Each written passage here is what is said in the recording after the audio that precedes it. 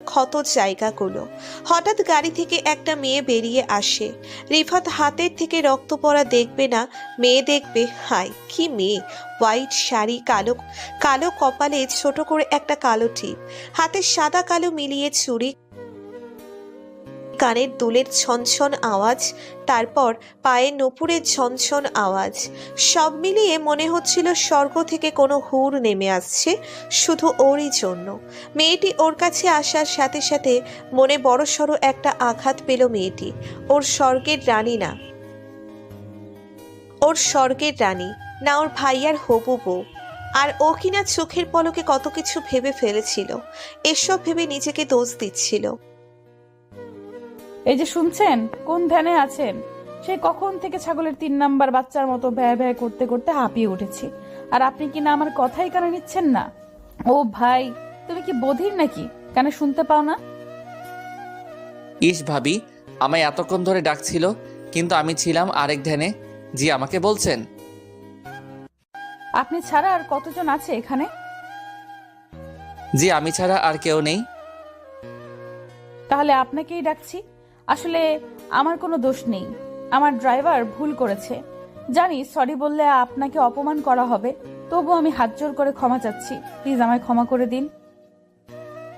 ক্ষমা না চেয়ে যদি আমায় হাত ধরে উঠাতেন তাহলে বেশি খুশি হতাম।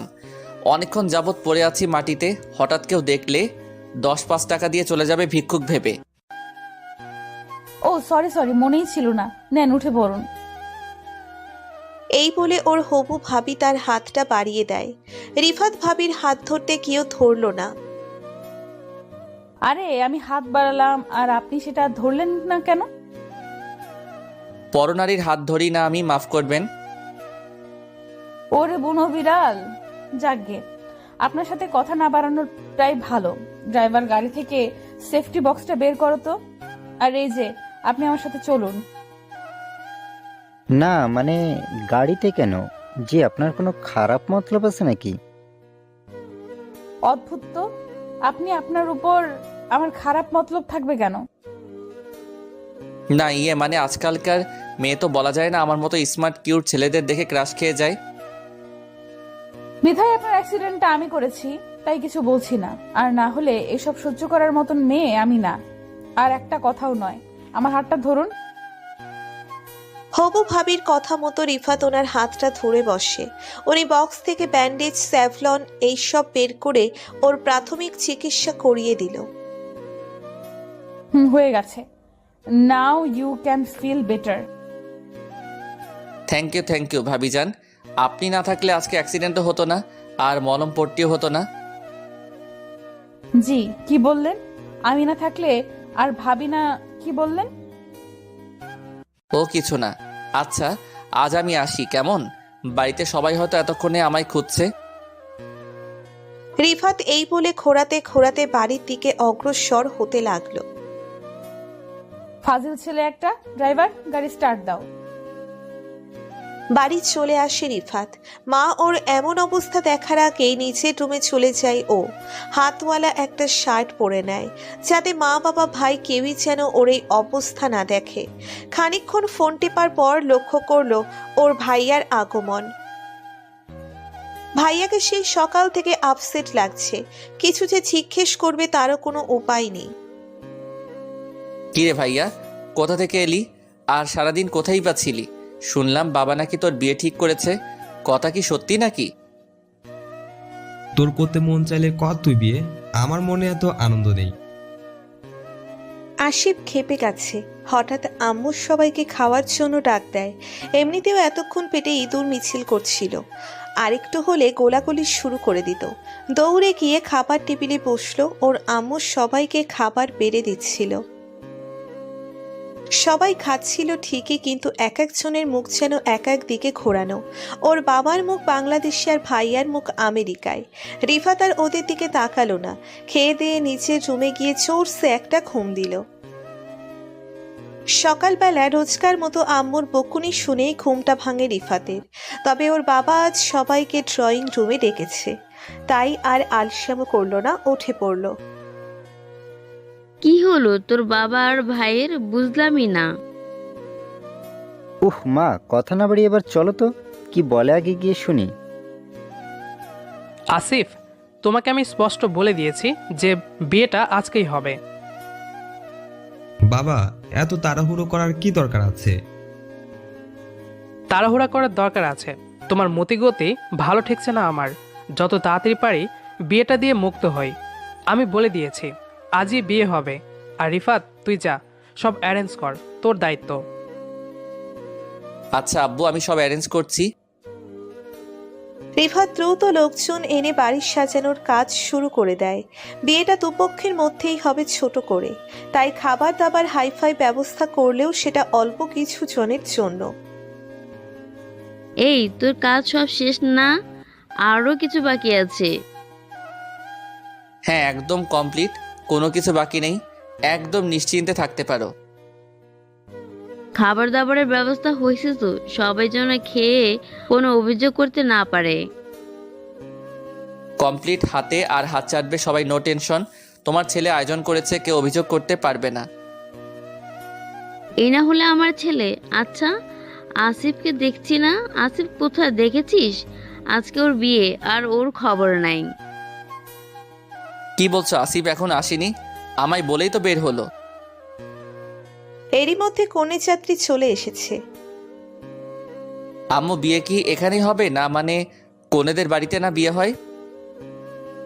হ্যাঁ, এখানে আর ওখানে কি, সব তো একই। দরজার ওখান থেকে দেখছিল রিফাত।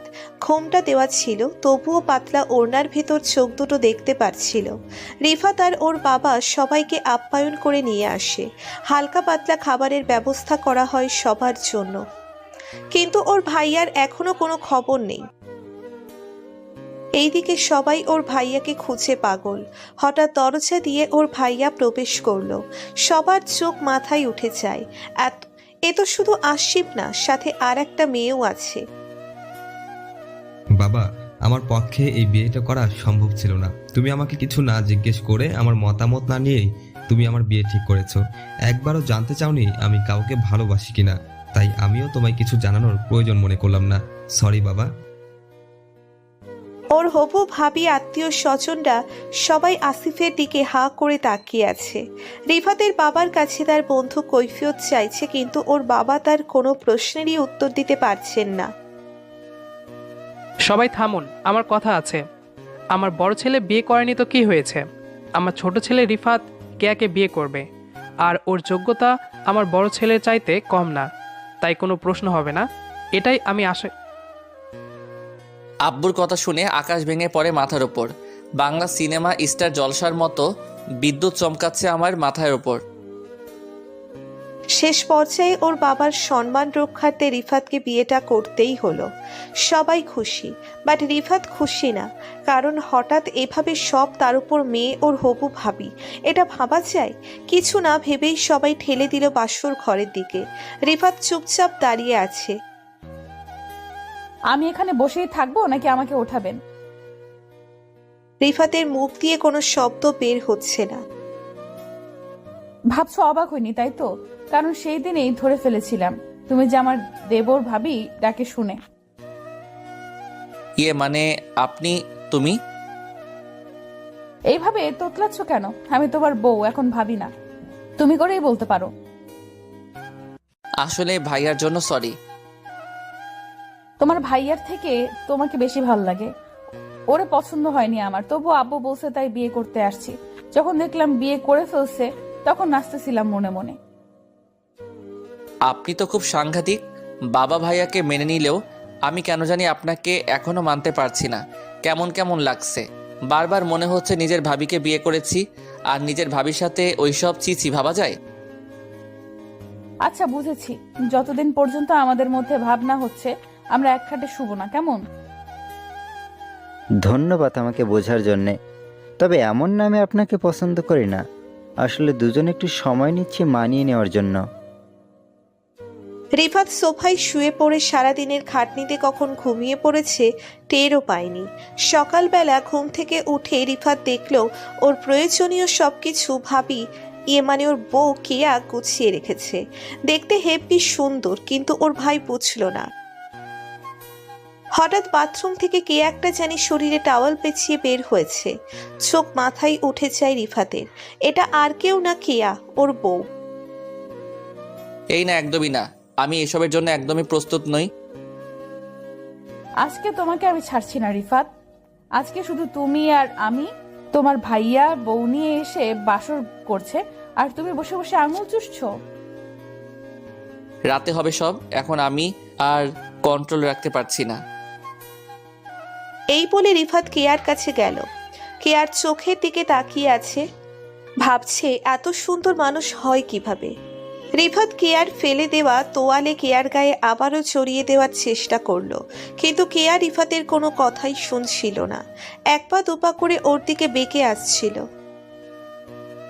হঠাৎ কেয়া ওর টাওয়ালটা সরিয়ে দিল। তারপর আপনি যদি বাঘের সামনে গোস্ত দিয়ে রাখেন, বাঘ কতক্ষণ মানা করবে। রিফাত কেয়া কোলে নিয়ে সোজা বিছানাতে। জানালার পর্দা সব টেনে দিল। লাইট বন্ধ। আজকে দিনের বেলাতেই বাসর হবে।